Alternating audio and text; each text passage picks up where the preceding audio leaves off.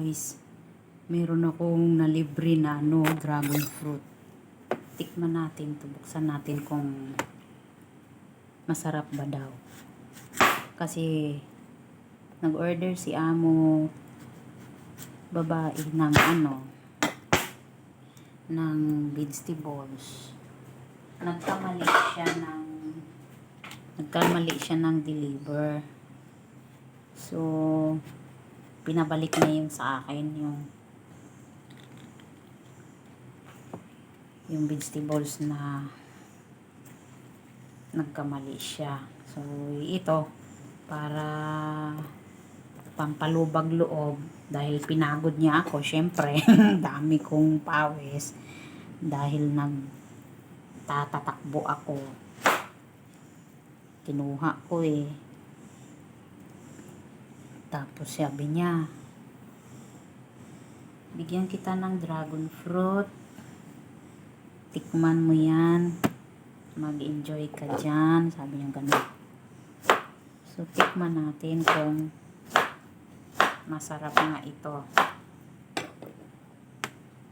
Pag free daw masarap. Ay, matamis nga.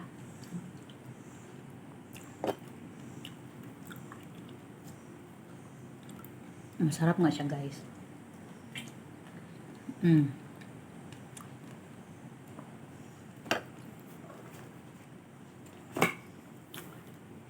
Nilagay ko muna sa fridge Tapos medyo malamig na. Before ang lunch, ito muna yung kakainin ko. Kakainin pala namin.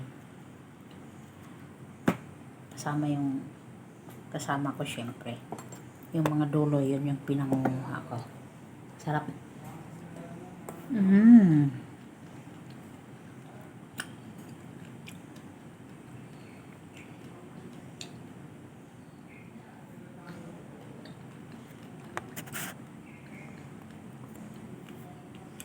Yummy.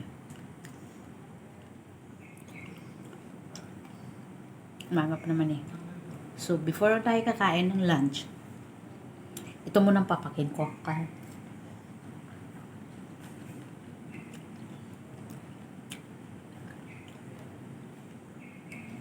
Matamis pala, guys. Matamis, masarap palang binigay.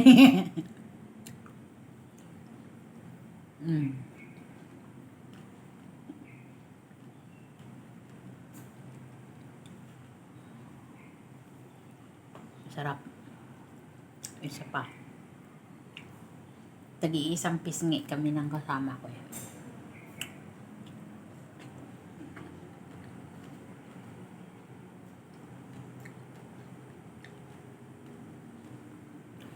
Dalawa ito. Ang isa, patikim ko din dun kay amo babae. Sabi niya, binigyan niya na raw yun. Pero patikim ko sa amo ko. So mag-o-order kami ulit. Sabihin ko sa kanya mag-order siya. Matamis. Nung nakaraan, nag-order din kami ng kasi habang first time namin nag-order nung last 2 weeks. Sabi niya, ano bang gusto mo? Sabi ko, mag-order ka ng pinya. Tapos yung mga gulay. Nag-ask siya sa akin kung anong klaseng gulay. So, sabi niya, baka hindi yun masarap yung pinya. Sabi ko, try lang natin. Sabi ko, kung hindi ka kakain ng pinya, medyo maasim, pwede naman yun ilagay sa sa sweet and sour, no? Tapos, nung dumating order, ako talaga una-una nagbalat, tapos pinaanuhan ko, pinatikman. Ang sarap. Nag-order na naman siya ngayon. So, ito is free. Be super tamis, be as in, be. Masarap pala, be talaga ang bigay. Yung isa doon, patikim ko yung kababae, sabihin ko na, tikman mo, dahil ang tamis. Nag-order ka. Mas matamis pa pala yan kaysa sa yung dilaw na inaano nila. Matamis din yung dilaw.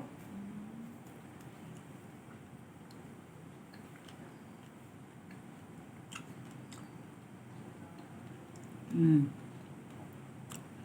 Di ba kwento-kwentuhan ko lang, tapos na. Naka 5 minutes na rin ako. Bye. Namumula ng ano ko, lips ko. Bye-bye. Thank you.